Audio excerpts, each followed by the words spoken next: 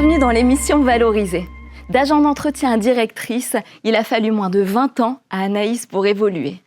Après une enfance qu'elle nomme de cabossée, elle s'est appuyée sur sa détermination pour se former et oser. C'est une femme accomplie que je rencontre aujourd'hui, Anaïs à Reims, pour qui tout est possible, comme effectuer 3 VAE en parallèle de sa vie de maman de 3 enfants. Nous allons aborder avec elle comment trouver sa stabilité, comment sans avoir le bac nous pouvons nous accomplir professionnellement. Et enfin, nous aurons tous ces conseils pour savoir comment rester positif dans les hauts comme dans les bas. C'est parti, je vous emmène.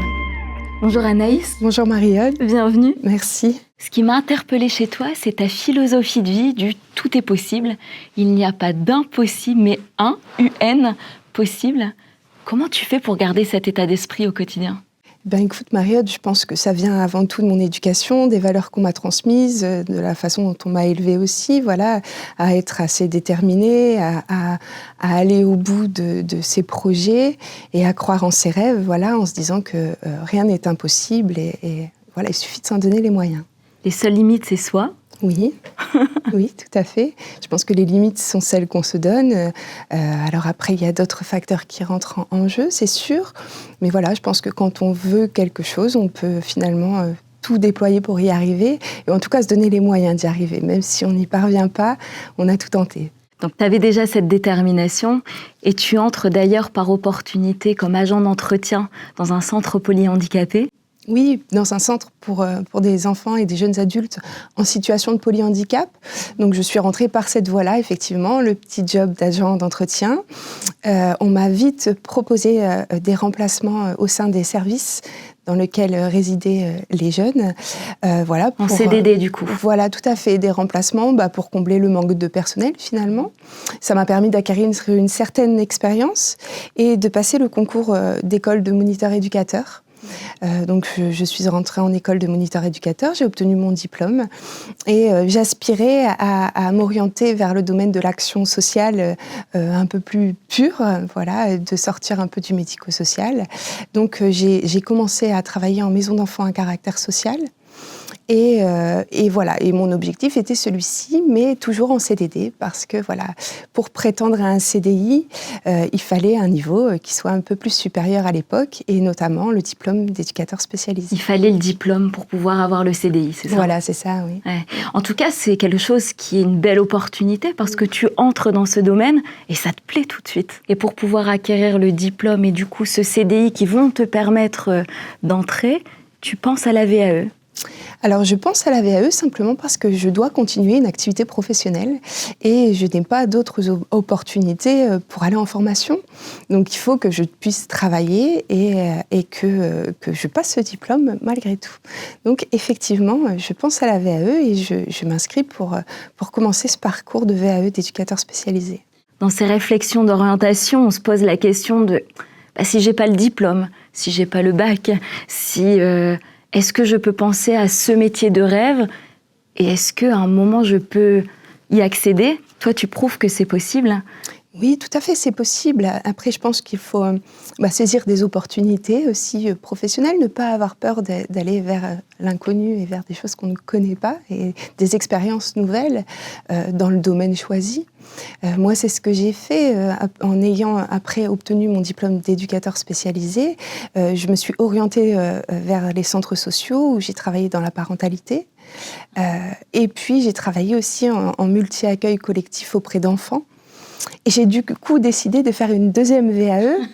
Et donc voilà, c'était une opportunité pour moi d'obtenir un diplôme supplémentaire. J'ai fait une VAE d'éducateur de jeunes enfants.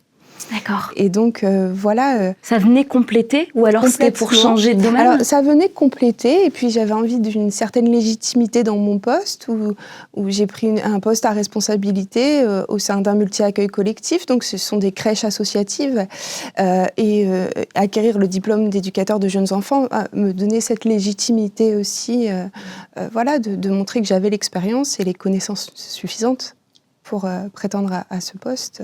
Et tu réussis à chaque fois du premier coup tes 2 VAE ou alors Alors non, la première, oui, non, là, effectivement, ça n'a pas été aussi facile finalement.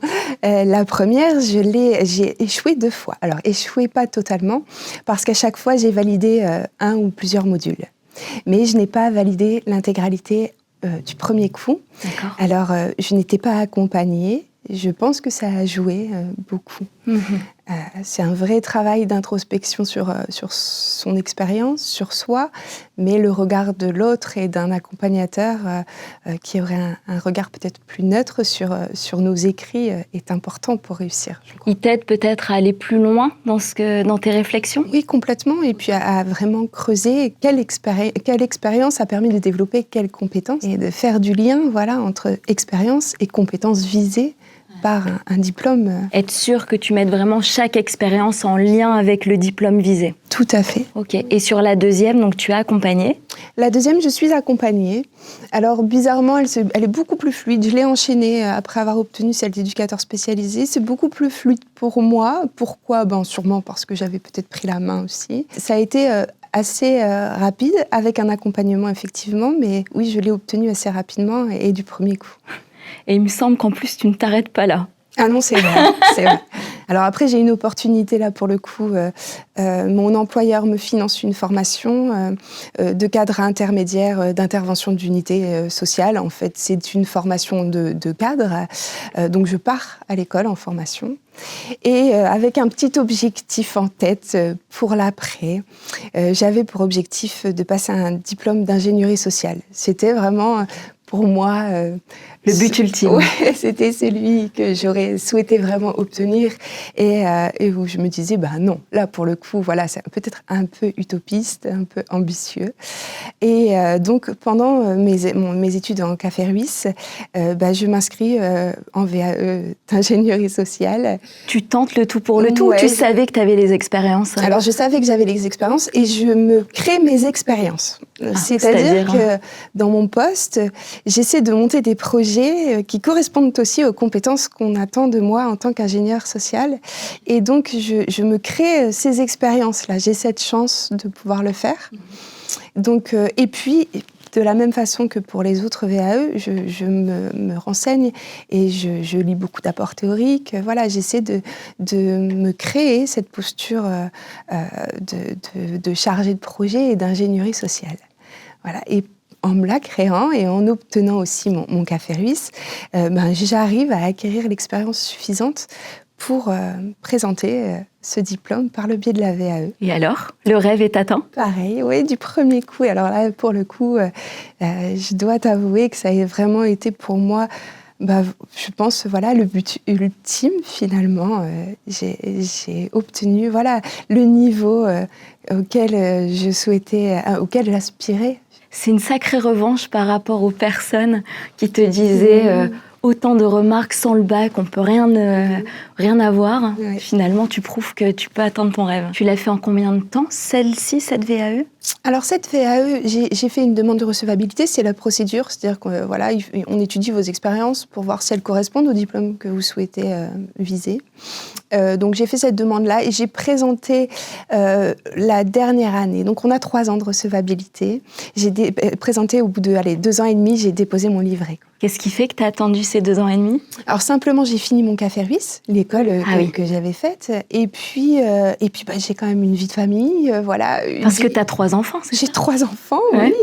J'avais une vie professionnelle aussi à l'époque de salariée active, où j'avais quand même la responsabilité d'une équipe, la gestion d'un établissement, donc assez prenant. Pour le coup, la motivation, elle fait beaucoup. J'ai été accompagnée pour cette dernière VAE.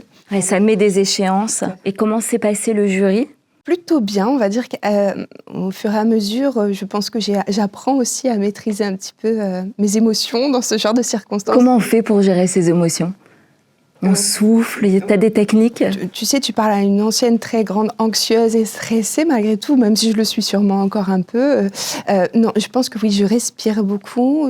J'ai appris aussi à relativiser énormément. À me dire que je jouais pas ma vie, quoi qu'il arrive, que effectivement c'était important. Il y avait beaucoup d'enjeux derrière, mais que Il n'y a pas mort d'homme. Et que voilà, il faut y aller avec ce qu'on a fait. Si on a travaillé suffisamment, on est légitime pour y aller. Et voilà, et bien me préparer. C'est un échange entre professionnels, le jury de VAE. Je pense que j'ai démontré mes capacités et mes compétences pour obtenir ce diplôme. C'est voilà, où ils ont cherché à me pousser un petit peu dans mes retranchements. C'est un peu le but du jury. Ah, c'est le jeu. Et apparemment, j'ai réussi l'exercice et j'en ai été ravie. Tu te souviens ce que tu as ressenti au moment où tu as la validation ? Alors, je me souviens que j'étais au restaurant avec une amie et que je savais que les résultats tombaient à 14h et que j'étais avec elle et que je n'ai pas pu m'empêcher, en discutant, de regarder et que j'ai vu mon nom. Et ça a été une joie immense, mais une vraie fierté pour le coup. J'étais très fière de moi. Là, tu m'as transmis une photo de ta maman. Oui. Tu tiens de ta détermination et de ta force de caractère d'elle. Oui, c'est vrai. Est-ce que tu peux un peu me raconter comment elle a réussi à te guider dans ton parcours ? Alors, ma maman a elle-même eu quand même une enfance très difficile où elle a dû quand même se débrouiller seule et elle a fait preuve d'une force et d'une détermination incroyable pour réussir. Et elle a quand même eu un parcours professionnel brillant, tout en ayant arrêté l'école très jeune, en ayant une sphère familiale qui n'était pas forcément présente. Et elle a fait preuve de beaucoup de détermination et je pense que sans le vouloir ou en le voulant, elle me l'a transmis sûrement.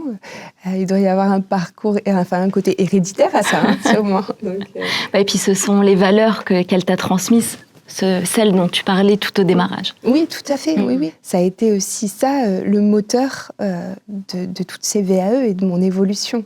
Ouais, tu as démarré en saisissant des opportunités qui venaient à toi. Ensuite, tu t'es créé tes opportunités et maintenant, tu t'es créé ta liberté. Exactement. Et on te voit d'ailleurs sur la photo toute petite. Qu'est-ce que tu conseillerais à l'Anaïs qui est là sur cette photo ? Alors, prends soin de toi et ne t'inquiète pas, tout va bien se passer.